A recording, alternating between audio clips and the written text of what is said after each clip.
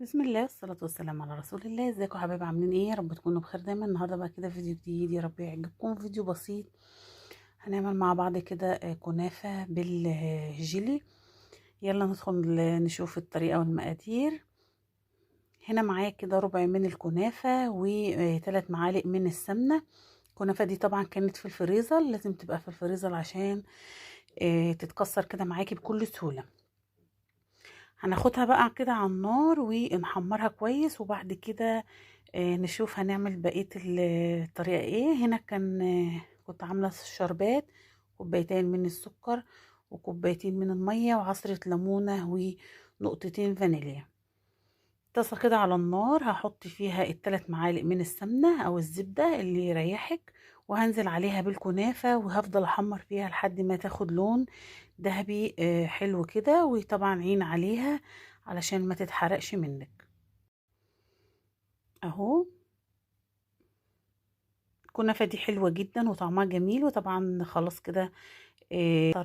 الطرق دي كلها بتنفعك جدا في رمضان. كنافة بالمانجا، بالجيلي، بالكاستر، بالحاجات دي كلها. فهنحمرها بقى كده كويس، وبعد كده نطبقها مع بعض. طريقتها سهلة وبسيطة، وبيبقى طعمها حلو جدا وتغيير عن الكنافة التقليدية. اهو ما تنسوش بقى يا حبايبي الاشتراك في القناة لو مش مشتركين، وتفعيل زر الجرس عشان يوصلكم مني كل جديد انا بنزله. هنحمر بقى كده كويس لحد ما تاخد اللون اللي احنا عايزينه، وزي ما قلت لكم ايدينا فيها لحد ما تاخد اللون. بدأت تحمر اهي، فنقلب بقى كويس عشان ما تبقاش جنب ما محمر والجنب التاني ابيض. اهو نحمر بقى كده كويس.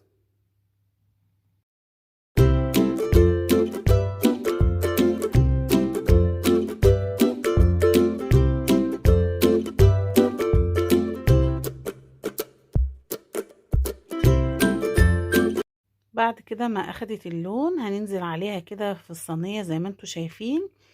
ننزل عليها كده كويس، وبعد كده طبعا احنا حطينا لها معلقتين او كبشتين من السيرم وقلبناها وهي على النار. بعد كده هنزل بقى كده في الصينية وهفردها كويس، وبعد كده هبدأ اطبق بقى بقية المقادير. طبعا هي عشان ربع كيلو مش كتير، اخدت بس كده مغرفتين من السيرم او معلقتين كبار. وطبعا الشربات ده حسب الرغبة طبعا. فهنا كمان معايا ربع كوباية من اللبن، على ربع كوباية من الكريم شانتيه، على معلقتين سكر بودرة.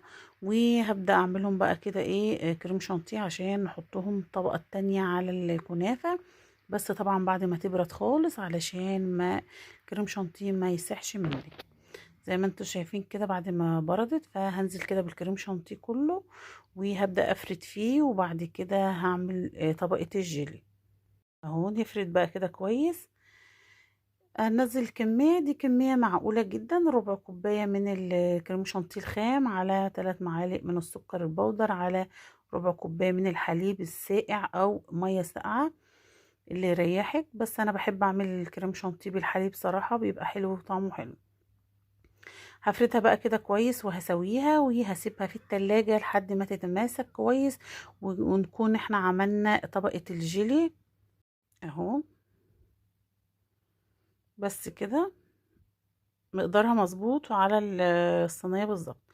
معايا هنا بقى كده كمان فراولة، هرصها بقى كده طبقة تالتة كده على الكريم شانتيه. مش عندك فراولة، عندك موز، عندك كيوي، عندك اي فاكهة موجودة عندك حطيها، بتبقى طعمها حلو جدا وشكلها كمان حلو.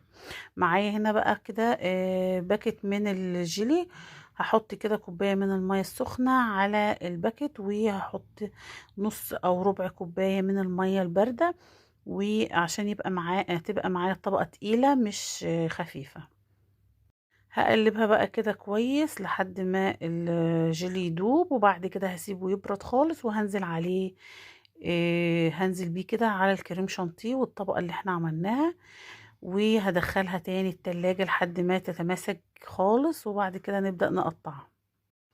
اهو ننزل بقى كده واحدة واحدة على ظهر معلقة كده علشان الفراولة ما تتحركش من مكانها.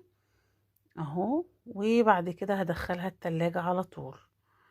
ما اخدتش منك وقت، هي المدة اللي بتقعد فيها كده في التلاجة مدة ساعة، وبعد كده تبدأي تقطعيها بقى وبتبقى حلوة جدا. هنا كده بعد ما دخلتها ساعة او اقل كمان، طبعا انتوا عارفين الولاد بقى بتبقى مستعجلة على الحاجات الحلوة دي. طلعتها كده، كانت لسه ما مسكتش قوي بس كانت حلوة جدا وطعمها جميل.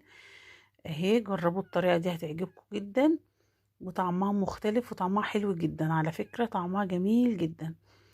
كده طالعة حلوة جدا. انت بقى سيبيها شوية في التلاجة لحد ما تتماسك خالص، وتقطعيها براحتك.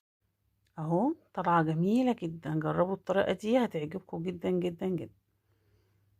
ايه، يا رب الفيديو النهاردة يكون عجبكم والطريقة تكون بسيطة، ولو عجبتكم نفذوها، حلوة جدا وطعمها جميل. والكنافة طالعة حلوة جدا، والجيلي كده بالكريم شانتيه.